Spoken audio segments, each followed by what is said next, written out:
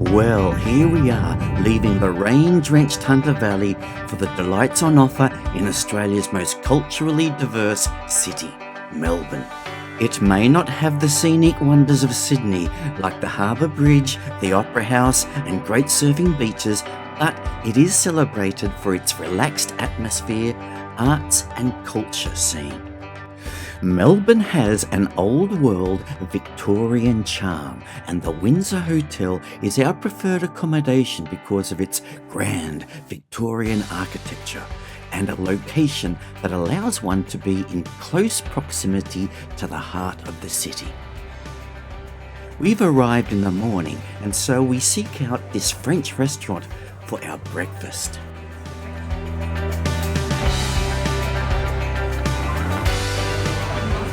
First thing you should do when you arrive in Melbourne is to purchase a My Key card, which will give you access to all parts of the city using Melbourne's trams. We're heading out to St Kilda. In the early 1900s, St Kilda developed as an entertainment area, similar to Coney Island in New York. I've arrived back at Flinders Station, named after this great navigator, Matthew Flinders. I'm not keen on shopping, so instead I wander up past Federation Square, across Prince's Bridge towards the Queen Victoria Gardens. I think Melbourne's parks and gardens rank with the best in the world.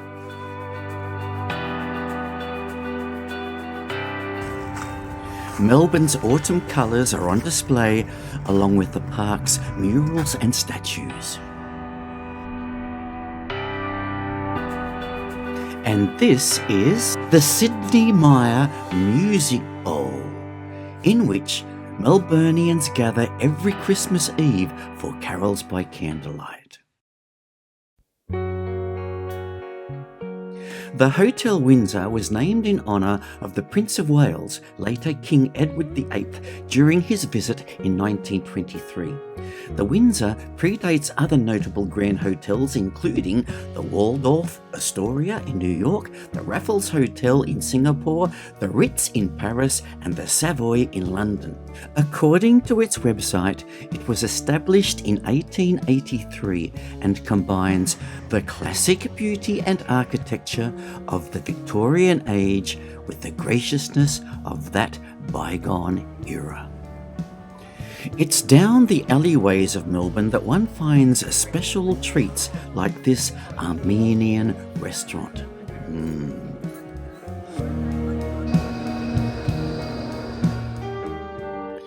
Rather than go shopping, I'm going to make an epic walk today. I begin here at St Patrick's Cathedral. In the 1850s, Melbourne's Catholic community was almost entirely Irish. They had come to Melbourne to escape the Irish potato famine and try their luck on the Victorian goldfields. And it was through their fundraising that this cathedral came to be built.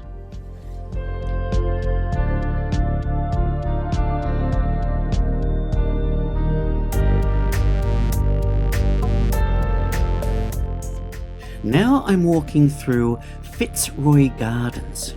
I hope to find the cottage of Captain James Cook. The cottage, originally built in 1755, was carefully dismantled with each brick individually numbered and packed into barrels. It was then shipped to Australia and rebuilt in these gardens.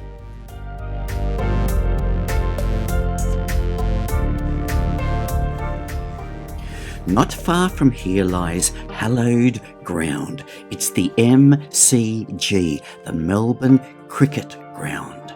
It's a shrine to Melburnians' love of sport, especially Australian rules football and cricket.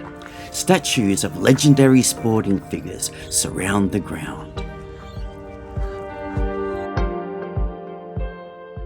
Perhaps the most renowned is Sir Donald Bradman, arguably the greatest batsman in the history of cricket. And here is Betty Cuthbert, one of Australia's greatest track and field athletes, often referred to as the Golden Girl. She is renowned for winning 4 Olympic gold medals at the 1956 Melbourne Olympics. She was 18 years old. Beyond the MCG lies Melbourne Park, with major tennis venues including the Rod Laver and Margaret Court arenas. These arenas are used for the Australian Open, a Grand Slam event. Now I'm crossing the Yarra River to walk through the Royal Botanic Gardens, and just as I do, the sun makes its appearance and everything is bathed in glorious sunshine.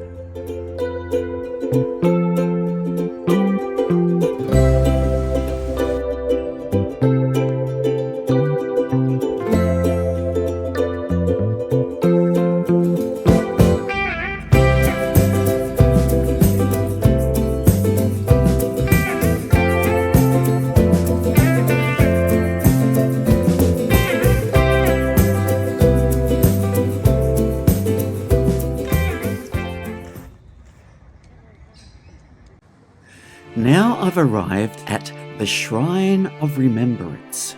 This memorial was built to provide a place to grieve and remember Victorians killed in the First World War. It now provides a place of remembrance for Australian service and sacrifice in all wars since Australia's Federation in 1901.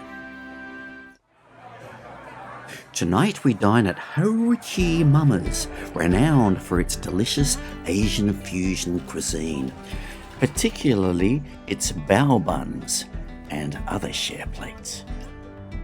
We can't come to Melbourne without attending a show. This is the beautiful and stately Princess Theatre.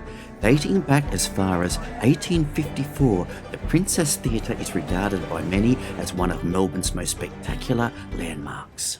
The next day, taking it easy, we take a cruise down the Yarra.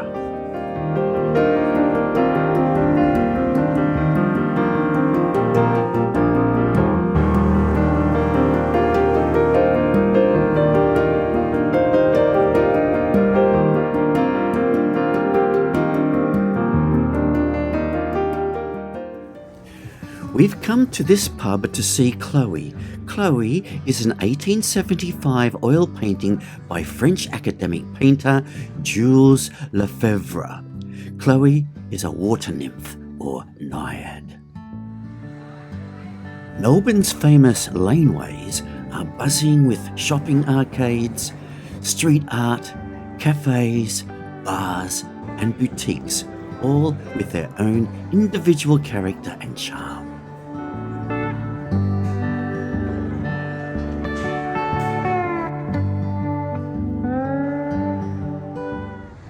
There is not much to charm or warm the soul at our next destination. This is Old Melbourne Jail. Construction began here in 1839, and during its operation as a prison between 1845 and 1924, it held and executed some of Australia's most notorious criminals. In total, 133 people were executed by hanging. As you visit the cells, you can view the death masks of executed criminals and learn their stories. Of course, the most famous inmate here was this man, Ned Kelly. The Kellys were of Irish heritage and were in constant trouble with authority.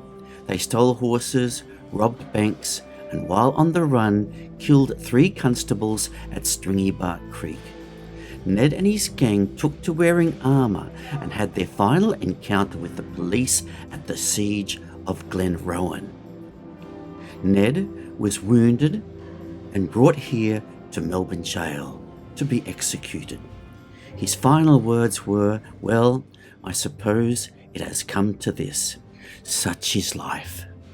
His mother, Ellen, who was also in prison at the time, cautioned him with these words, "Mind you die like a Kelly." He did, and to be as brave as Ned Kelly is an enduring Australian saying. Now we stroll down Lygon Street. Lygon Street is renowned as the birthplace of Melbourne's cafe culture and is a vibrant hub for Italian cuisine.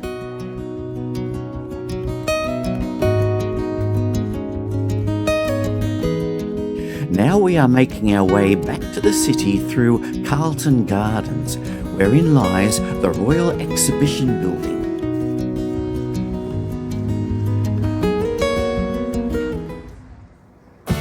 This evening, we stroll through some nondescript laneways in the CBD to find something remarkable. It's the oldest building in Melbourne, the Mitre Tavern. It's like discovering a gem in the most unlikeliest of places. You can be forgiven for thinking you have stumbled across a ye-old English pub, and yet it is not nestled in the English countryside, but lies in the middle of Melbourne's commercial hub. What a find! Apparently, when it was first built, it was surrounded by gum trees, but now the crawl of mercantile modernity has surrounded it with skyscrapers. It's like a time capsule of Victorian age elegance. We love it. And it serves a delicious beef and Guinness pie. I do hope you have enjoyed this excursion to Melbourne. Put it on your bucket list.